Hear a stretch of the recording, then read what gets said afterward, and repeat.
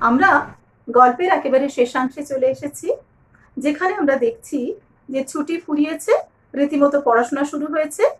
এইবারে গল্পটা আশা ছেড়েই দিয়েছে তপন, ছাপা হবে কি হবে না ইত্যাদি। এমন সময় ঘটল সেই ঘটনা। কি ঘটনা? যে ঘটনার জন্য আমাদের তপনের মতোই আগ্রহ ছিল, উৎকণ্ঠা ছিল। আন্ডারলাইন করে নিও এই জায়গাটা, এমসিকিউ এসিকিউ প্রশ্ন আসতে পারে। কোন ঘটনা, ঘটনার বর্ণনা ইত্যাদি। ছোট মাসি আর মেশো একদিন বেড়াতে এলো, হাতে এক সংখ্যা সন্ধ্যা তারা। কেন? হেতু? সন্ধ্যা তারা নিয়ে কেন?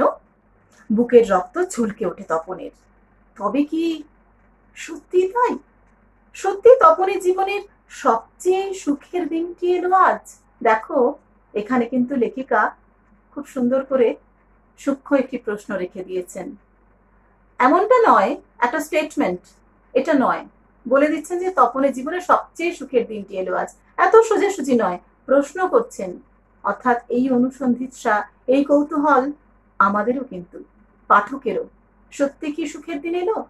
আমরা গল্প যত এগোবে দেখতে পাবো সুখ বলতে আমরা তপনের ক্ষেত্রে যা বুঝেছিলাম বা তপন যে আশা করেছিল, তার সৃজনশীলতার স্বীকৃতি, লেখক হিসেবে তার লেখক সত্তার স্বীকৃতি। তাই তো সুখ, অন্তত এই ক্ষেত্রে। তা কি সত্যি এলো? প্রশ্ন। লেখক সেই প্রশ্ন জাগিয়ে দিচ্ছেন পাঠকের মনে। কিন্তু তাই কি সম্ভব? বলছেন পৃথিবীতে এমন অলৌকিক ঘটনাও ঘটে। আন্ডারলাইন করো, অলৌকিক, যা লৌকিক নয়। অর্থাৎ কিনা আমাদের এই পার্থিব জগতে যা সম্ভব নয়, অবিশ্বাস্য। অবিশ্বাস্য কোন ঘটনা? সূচিপত্রে নাম রয়েছে প্রথম দিন গল্প শ্রী তপন কুমার রায়।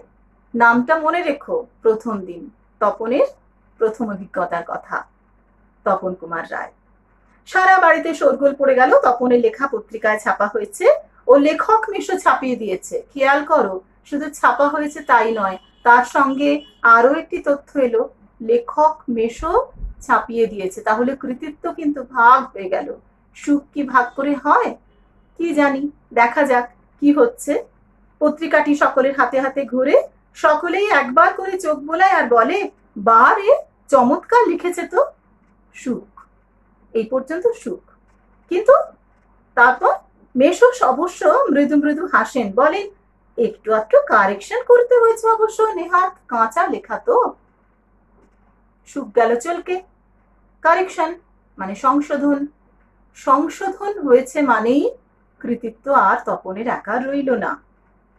এবং ক্রমশ কথাটাও ছড়িয়ে পড়ে। আন্ডারলাইন করো এই লাইনটা, ক্রমশ কথাটাও ছড়িয়ে পড়ে। কোন কথা? সংশোধনের কথা। বাবা বলেন, তাই?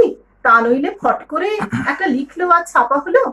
আর মেজো কাকু কি বলছেন শোনো, বলেন, তা ওরকম একটি লেখক মেশা থাকা মন্দ নয়, আমাদের থাকলে আমরাও চেষ্টা করে দেখতাম।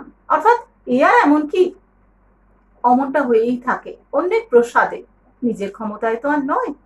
তাহলে আমরা দেখতে পাচ্ছি সুখ এলো না, কিন্তু প্রত্যাশিত সুখ এলো না তপনের জীবনে।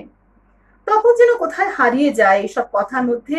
গল্প ছাপা হলে যে ভয়ঙ্কর আহ্লাদটা হবার কথা, সে আহ্লাদ খুঁজে পায় না, তার সুখ নেই। অনেকক্ষণ পর মা বলেন, কই তুই নিজের মুখে একবার পড় তো শুনি তপন। বাবা, তোর পেটে পেটে এত? মা তো প্রশ্রয় রাখেন ছেলেকে, তার আত্মবিশ্বাস জাগিয়ে দিতে চান। তপন লজ্জা ভেঙে পড়তে বসে। দেখো সংবেদনশীলতা, লাজুক তপন। কেশে গলা পরিষ্কার করে, কিন্তু এ কি, এসব কি পড়ছে তপন? এ কার লেখা? এর মধ্যে তপন কোথা? এ প্রত্যেকটি লাইন তো নতুন, আনকোরা, তপনের অপরিচিত। তার মানে মেশো তপনের গল্পটিকে আগাগোড়ায় কারেকশন করেছেন, অর্থাৎ নতুন করে লিখেছেন নিজের পাকা কলমে। তপন ভীষণভাবে ভেঙে পড়ে, বোবার মতো বসে থাকে। তারপর ধমক খায়। কেন গল্পটা নিজে মুখে পড়তে? তখন গড়গড়িয়ে পড়ে যায়, তপনের মাথায় ঢোকে না সে কি পড়ছে।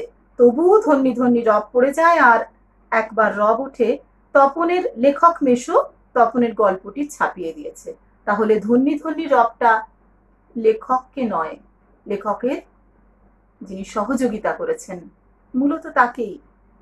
তপন বইটা ফেলে রেখে চলে যায়। তপন ছাদে উঠে শার্টের তলাটা তুলে চোখ মোছে। তপনের মনে হয় আজ যেন তার জীবনের সবচেয়ে দুঃখের দিন। কেন তা জানে না তপন, শুধু এই দুঃখের মুহূর্তে গভীরভাবে সংকল্প করে তপন, যদি কখনো লেখা ছাপাতে দেয় তো তপন নিজে গিয়ে দেবে। নিজের কাঁচা লেখা ছাপা হয় হোক, না হয় না হোক। তপনকে যেন আর কখনো শুনতে না হয় অমুকে তপনের লেখা ছাপিয়ে দিয়েছে, আর তপনকে যেন নিজের গল্প পড়তে বসে অন্যের লেখা লাইন পড়তে না হয়। তার চেয়ে দুঃখের কিচ্ছু নেই, তার চেয়ে অপমানের। এই প্রকৃত জ্ঞানচক্ষু। আমরা গল্পটার প্রথম থেকেই নামকরণটাকে খোঁজ করে করে আসছিলাম, কোথায় জ্ঞানচক্ষু। লেখিকা প্রথমেই বলে দিয়েছিলেন লেখক যে সাধারণ বাবা কাকার মতন একজন মানুষ হন, সেটা দেখে প্রথম তপনের জ্ঞানচক্ষু খুলেছিল তার ছোট মেশোকে দেখে। তারপরে সে যে লেখক হতে পারে এটাতেও তার কিন্তু জ্ঞানচক্ষু একটু একটু করে উন্মিলিত হচ্ছিল, কিন্তু প্রধানত জ্ঞানচক্ষু আত্মদীপ ভাব, নিজের মতন করে বিকশিত হও, শিক্ষার মূল কথা।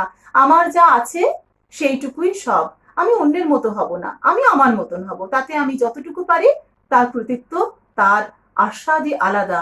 তপন এই মৌলিকত্বে বিশ্বাসী, তার লেখক সত্তার জাগরণে সে বিশ্বাসী। সে কখনোই চায়নি শুধুমাত্র তার নামটি চাপা হোক, ছেলেদের হাতে হাতে ঘুরবে তার লেখা, এমনটা সে চেয়েছিল, কিন্তু এমনটা হলো না। আমরা খুব সংক্ষেপে দেখে নেব সামগ্রিক বিষয়ভিত্তিক প্রশ্নাবলী কি কি হতে পারে। 5 নম্বরের প্রশ্ন, অর্থাৎ 3+2 এভাবে হতে পারে, অথবা সোজাসুজি 5 নম্বরের প্রশ্ন অনধিক 150 শব্দে তোমাদের লিখতে হবে। একটা তো নামকরণের সার্থকতা আসতেই পারে। গোটা গল্পের মধ্যে আমি যেভাবে এগিয়েছি তোমরাও এগিয়েছো, তাতে তোমরা বুঝতে পারবে কিভাবে নামকরণের সার্থকতা হলো। এছাড়া তপনের জ্ঞানচক্ষু উন্মিলন কিভাবে হলো এটা বলতে গেলে 3টে ভাগে লিখতে হবে। লেখক সম্পর্কে তার ধারণা এবং জ্ঞানচক্ষু কিভাবে উন্মিলিত হলো প্রথমে, তারপর ছোট মাসির বক্তব্য, ছোট মেশোর বক্তব্য, অর্থাৎ লেখক যে সেও হতে পারে সেটা, তারপরে গল্প প্রকাশ এবং পরবর্তীতে নিজস্বতা খুঁজে না পেয়ে গভীর দুঃখে তার যে আত্মবিশ্লেষণ, তার মাধ্যমে তার জ্ঞানচক্ষুর প্রকৃত জ্ঞানচক্ষুর উন্মিলন এটা। আর এছাড়া তপনের চরিত্র আলোচনা করতে পারো, তার যে কল্পনা প্রবণতা, তার সংবেদনশীলতা, তার একাগ্রতা, সে একা শুনে বসে এক জায়গায় গল্প লিখতে পারে। তাছাড়া তার আত্মমর্যাদা বোধ, সব থেকে বড় কথা তার আত্মমর্যাদা বোধ, এইগুলো সমস্তই কিন্তু তপনের চরিত্র হিসেবে আসতে পারে। আর গল্পটি একটি সার্থক ছোট গল্প হয়েছে কিনা সেটা তোমরা বিচার করে দেখতে পারো। প্রত্যাশিত আকস্মিকতা দিয়ে শুরু হয়েছে, বলেছিলাম সাডেন স্টার্ট, সেটা দিয়ে শুরু হয়েছে, এবং প্রথম থেকে শেষ পর্যন্ত একটি কেন্দ্রীয় যে চরিত্র, তার যে স্বপ্ন এবং স্বপ্নভঙ্গ বেদনা সেটি, এবং শেষ পর্যন্ত শেষ হয়ে হইল না শেষ, অর্থাৎ কিনা সে নিজে নিজের মতন করে গল্প লিখবে।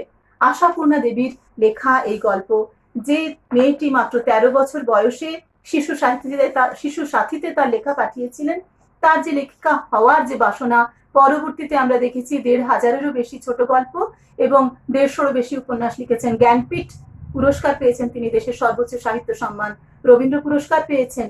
এই এতগুলো পুরস্কারে ভূষিত, দেশ বিদেশে সম্মানিত লেখিকা, লেখক সত্তা, একটি কিশোরের লেখক সত্তার বিকাশের গল্প, তার জ্ঞানচক্ষু উন্মিলন এমন করে বুঝিয়েছেন আমাদের।